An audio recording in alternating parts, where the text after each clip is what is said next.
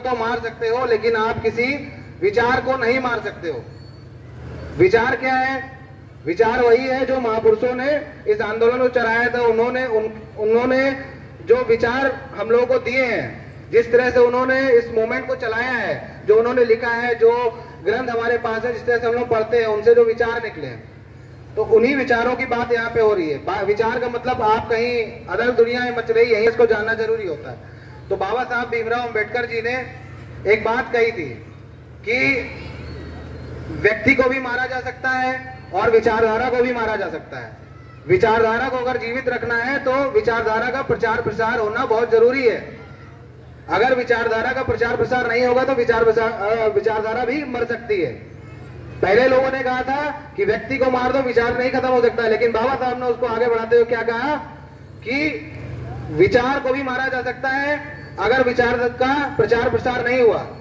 तो जो हमारे साथी, बहुत से साथी हैं, जैसे भीम आर्मी आजाद समाज पार्टी के साथी हैं, लोगों के बीच में जाते हैं, अपनी बात बताते हैं, उस विचारधारा के बारे में प्रचार करते हैं। तो अभी लोग उस विचारधारा को जाने, वो अंबेडकरवादी विचारधारा जो समानता का अधिकार देती है, वो विचारधारा जो इंसान को इंसान बनाने का अधिकार देती है।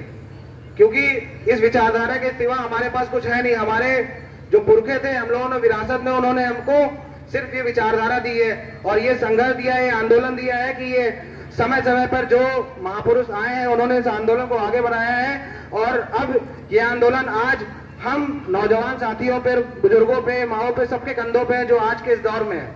आज हम लोगों को इस कारवां को आगे बढ़ाना है, इस विचारधारा को आगे बढ़ाना है कि विचारधारा अगर बच्चों तक नहीं, इसके बाद जो आने वाली पीढ़ी, उन पे विचारधारा कैसे पहुंचेगी जब तक आप लोग उसका प्रचार प्रसार नहीं करेंगे।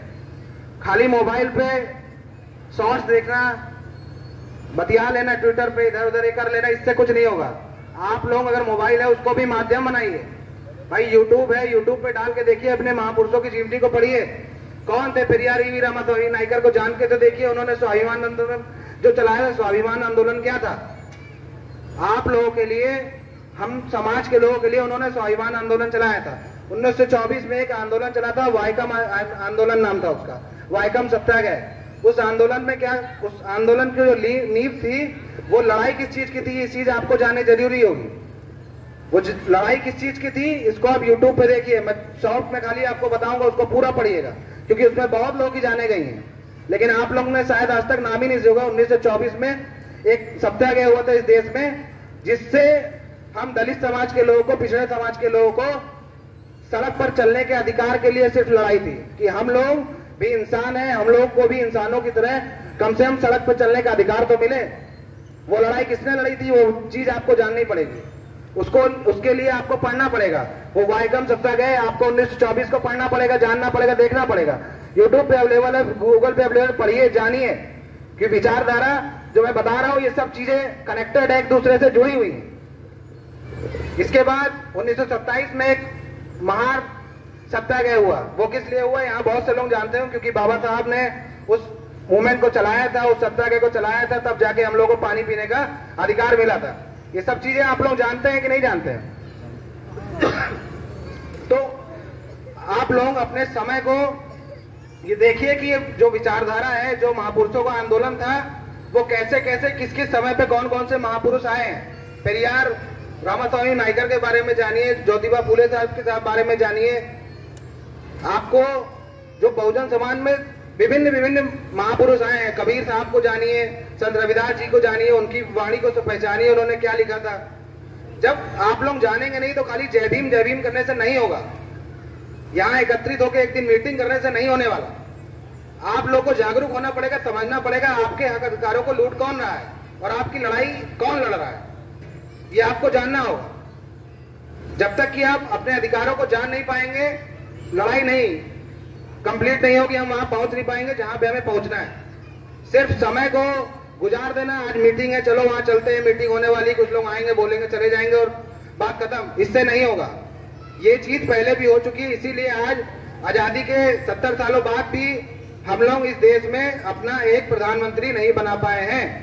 हम मूल निवासी इस समाज के लोग हैं, 85% बहुजन समाज के लोग हैं, जिसमें दलित भी आते हैं, पिछड़े भी आते हैं, अल्पसंख्यक समाज के, मुस्लिम समाज के भाई भी हमारे आते हैं। इन सबको जोड़ के 85 की आज तक ये हैसियत नहीं हो पाई है, हम लोग की हैसियत नहीं हुई। हम लोग वोट दे रहे हैं, लेकिन हम लोग क्या आज तक अपना प्राइम मिनिस्टर बना पाए हैं? नहीं बना पाए हैं। और कब तक हम लोग इनके झूठे वादों में फंसते रहेंगे? अभी हमारे एक साथी ने एक कविता पढ़ के सुनाई थी, कविता बहुत सच्ची थी। वो जो बेचा जा रहा था वो बता रहे थे आपको कविता के माध्यम से। हर आदमी अपने बात को रखने का एक तरीका होता है, उन्होंने अपनी बात कविता के माध्यम से रखी। मैं उनका बहुत बहुत धन्यवाद करता हूं, उन्होंने बहुत सच्ची बात की रखी थी। मैं सुनना था उनकी कविता को। तो साथियों, ये जो लड़ाई है, इस लड़ाई को आप इस तरह से लिए, जो ये आंदोलन चलता आ रहा था, ये आंदोलन समय समय पर बहुत से महापुरुषों ने बढ़ाया है। आज ये आंदोलन निर्णायक मोड़ पे आ चुका है और आज इस आंदोलन को लड़ कौन रहा है ये आप सभी जानते हैं। उस शख्स का सिर्फ एक नाम है, भाई चंद्रशेखर आजाद। भाई चंद्रशेखर आजाद जी के सिवा इस आंदोलन को आज सच्चे तौर पर कोई नहीं लड़ रहा है। ये सच है आज का।